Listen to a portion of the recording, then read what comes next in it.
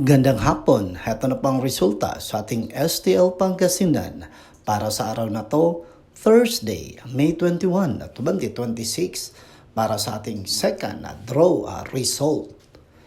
Maghanda na kayo at mag-relax dahil bibigay ko na ang resulta ngayong hapon. At para naman po sa ating STL Pangasinan, second draw result, ang resulta ngayong hapon ay ang numerong ito. Dahil sa init ng panahon, kaya mainit din ang ulo ng mga tao.